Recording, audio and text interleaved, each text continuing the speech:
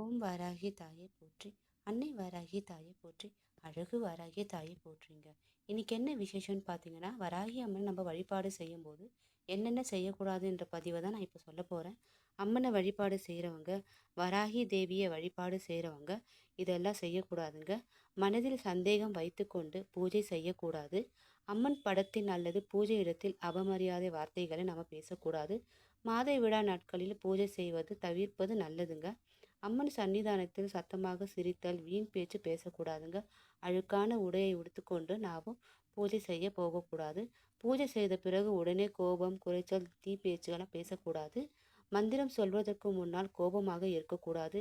நம்பிக்கை இல்லாமல் பூஜையை செய்யவே கூடாதுங்க. இவையெல்லாம் நம்ம வராகி அம்மனை வழிபாடு செய்கிறவங்க இதெல்லாம் நம்ம செய்யக்கூடாது அப்படின்றத நான் சொல்கிறேன்.